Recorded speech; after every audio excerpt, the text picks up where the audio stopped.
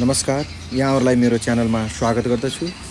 पोखराको मौसम चिसो छ मित्रहरू यति बेला, तर बिहानै घाम झुल्कँदैछ। यसर्थ बिहानीले दिनको सङ्केत गर्दछ भने चाहिँ आज उज्यालो दिनको अपेक्षा गर्न सकिन्छ। मित्रहरू, आज म यहाँहरूलाई साइकलमा पोखरादेखि उत्तर दिशामा अवस्थित धार्मिक पर्यटकीय स्थल हरिहर गुफा लैजाँदैछु। सँगै जाउँ है। बाटोमा पर्ने सुन्दर दृश्यहरू हेर्दै मित्रहरू, म यति बेला पोखरा गण्डकी हस्पिटल अगाडि छु र हाम्रो हरिहर गुफासम्मको यात्रा यहीँबाट सुरु गर्दैछु। हेर्नुहोस् त मित्रहरू, हिमाल कस्तो मजाले फुलेको छ। त्यो सुन्दर हिमाल हेर्दै अब यात्रा सुरु गरौँ है त।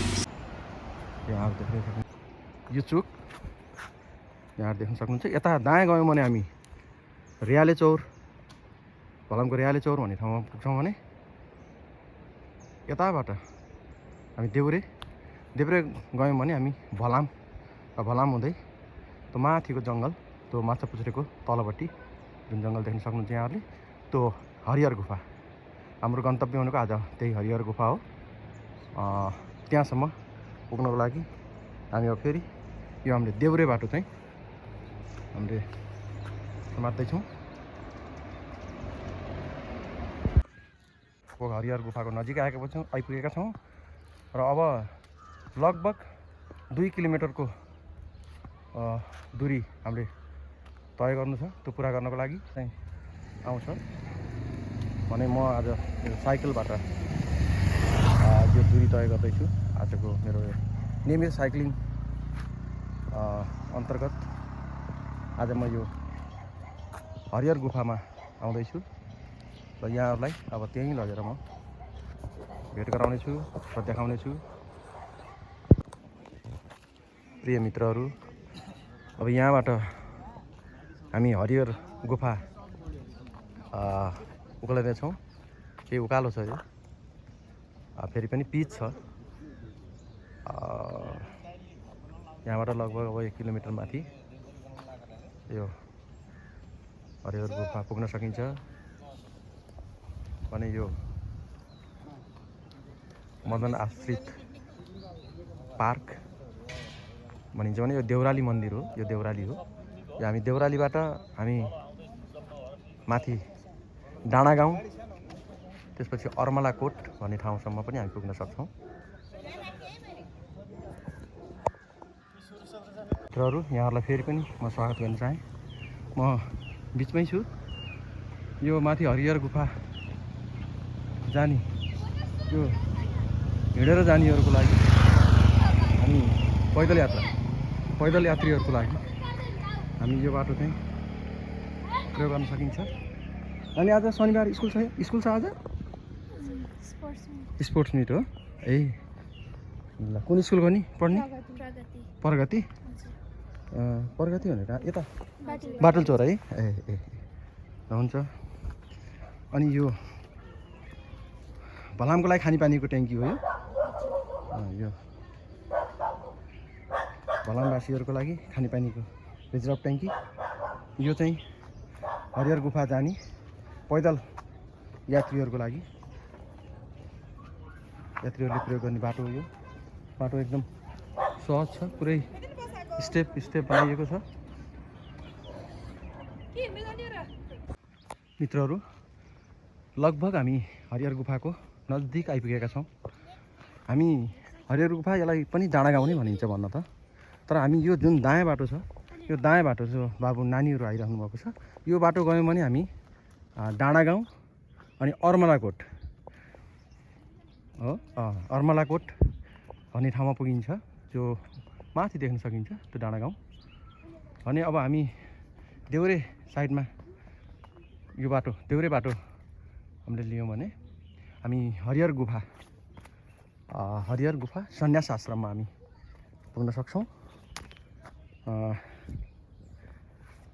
यो मेरो साइकल है। यो साइकलमा मैले यात्रा तय गरिरहेको छु। अहिले हामी हरिहर गुफा आइपुगेका छौँ परिसरमा। हरिहर गुफाको परिसरमा छौँ। अगाडि देख्न सक्नुहुन्छ यो रुद्राक्षका रुखहरू हुन् भने यहाँ तल प्रशस्त रुद्राक्षहरू खसेका छन् है, देख्न सक्नुहुन्छ। यो रुद्राक्ष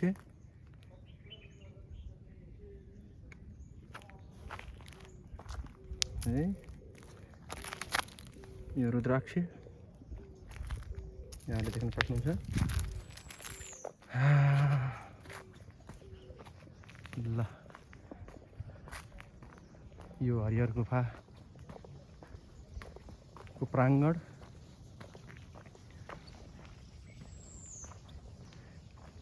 रुद्राक्षका विशाल वृक्षहरू छन्। यहाँ प्रशस्त रुद्राक्ष फलेका छन् भने यो रुद्राक्षका वृक्षहरूले पुरै भरिपूर्ण छ, घेरिएको छ भने यहाँ आमाहरू। नमस्ते आमा।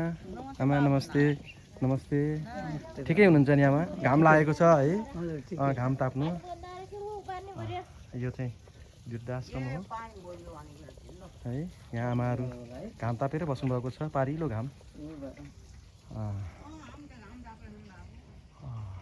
यो रुद्राक्षको वृक्ष अनि यो पुरै जङ्गल नै रुद्राक्षले भरिपूर्ण छ भने त्यहाँ त लप्सी पनि रहेछ हो।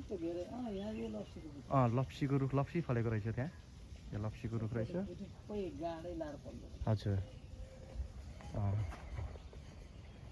हामी अहिले यो हरिहर गुफा भन्दा यतापट्टिको एउटा पार्क छ, जुन पार्क पहिला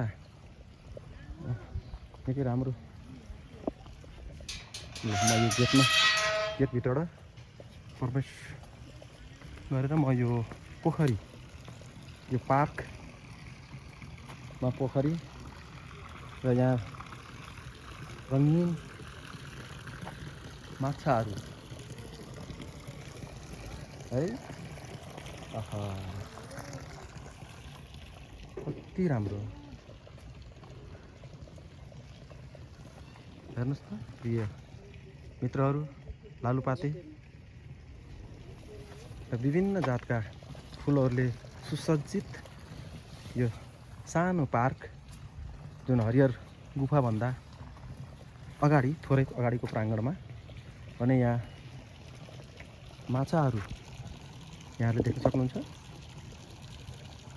रङ्गीन माछाहरू कति मजाले तैरिरहेका छन्।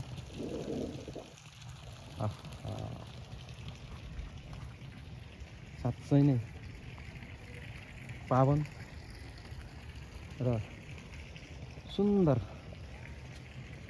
ठाउँ रहेछ। यहाँ बाला चतुर्दशीको दिनमा सतबिज छर्नको लागि, यो जङ्गलमा सतबिज छर्नको लागि ठुलो मेला लाग्ने गर्छ। यो प्रख्यात छ हरिहर गुफा। यहाँ हरिबोधानी एकादशीको दिनमा यो तोरण पनि टाँसिँदो रहेछ।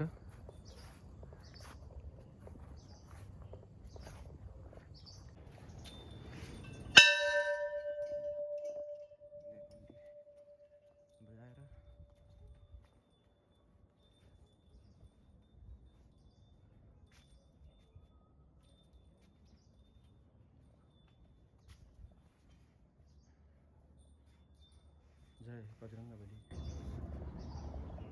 यो मोहन क्षेत्र हो, यो साइलेन्ट श्री पञ्चमुखी हनुमान मन्दिर हो। पूर्ण निषेध क्षेत्र हो हरिहर गुफा।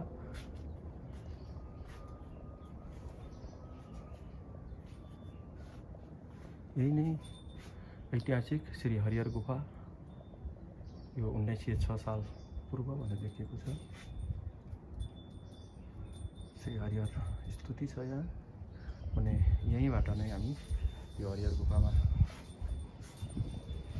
प्रवेश गर्न सकिन्छ। सायद यो प्रवेश निषेध छ कि के छ, यहाँ कोही पनि हुनुहुन्न, त्यस कारण मैले यहाँ भित्र प्रवेश गर्ने मैले त्यो आँट चाहिँ गरिनँ, किनभने यहाँ कोही हुनुहुन्थ्यो भने अनुमति लिएर प्रवेश गर्नु उचित हुन्छ। जे होस्, यो यहाँको यो ऐतिहासिक हरिहर गुफा हो। यो ऐतिहासिक हरिहर गुफाको यो परिसर आदरणीय मित्रहरू, प्रिय मित्रहरू, म यो हरिहर गुफा परिसरमा प्रवेश गरेर मैले यहाँको दृश्यहरू देखाएँ, यो धार्मिक स्थलहरू देखाएँ, पनि यहाँको मनोरम दृश्यहरू जो रुद्राक्षका रुखहरूले घेरिएको छ, वृक्षहरूले रुद्राक्षका वृक्षहरूले भरिएको छ भने म यहाँ एकजना गुरुसँग पनि मैले यसको बारेमा केही यहाँलाई अवगत गराउने छु। माछापुच्छ्रे हिमाल हाँसिरहेको छ, बिहानको मनोरम दृश्य, घमाइलो दिन, पोखरा मस्त खुलेको छ भने म हरिहर परिसरमा मेरो पूजनीय एकजना गुरु हुनुहुन्छ। प्रणाम गुरु, केही बताइदिनुहोस् न गुरु, यहाँ यो हरिहर गुफाको बारेमा मैले यहाँ केही बुझ्न चाहेँ हजुरसँग। हाम्रो चाहिँ यस्तो छ प्रभु, अब आजभन्दा 250 वर्ष पहिला चाहिँ अमरेश्वर नाम गरेका एकजना योगी भारतबाट चाहिँ यता मुक्तिनाथ दर्शनको लागि आउनु भएको रहेछ। त्यति बेला चाहिँ मुक्तिनाथकै यात्राको क्रममा जाने क्रममा यही बाटो जाँदाखेरि यहाँ बस्नुभयो, एक रात बस्नुभयो।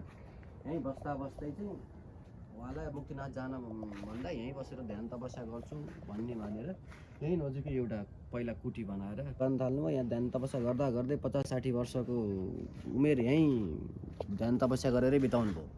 त्यसपछि उहाँलाई चाहिँ यहीँ सिद्धि प्राप्त गरेपछि पछि यहाँ एकजना टेकबहादुर खत्री गरेका पहिला लमजुङ, गोर्खा, तनहुँ र कास्की यो तिनटाका चाहिँ रेखदेख गर्ने राणाकालमा त्यति बेला राणा प्रधानमन्त्री जङ्गबहादुर राणा थिए। हजुर।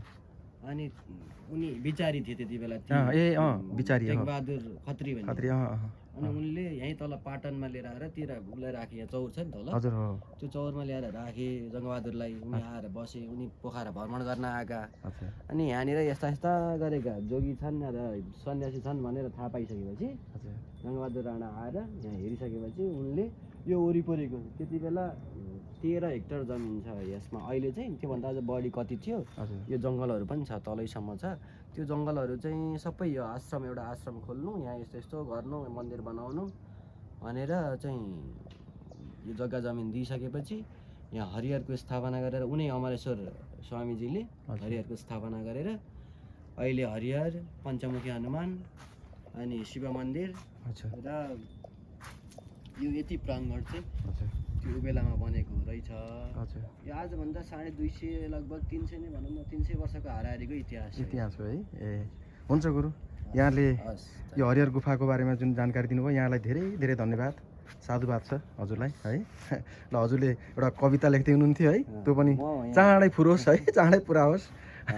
हुन्छ, धन्यवाद गुरु। प्रिय मित्रहरू, मैले गुरुसँग पर्मिसन लिइसकेँ र यो हामी हरिहर गुफा जुन ऐतिहासिक हरिहर गुफा 1906 साल पूर्व भनेर लेखिएको छ, म त्यहाँ चाहिँ प्रवेश गर्दैछु अहिले। मलाई उहाँले अनुमति दिनुभयो र म अहिले त्यो हरिहर गुफाभित्र प्रवेश गर्दैछु।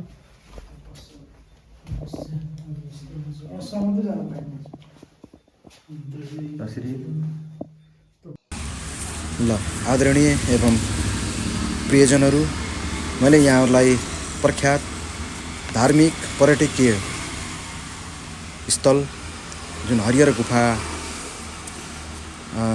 एवं यहाँका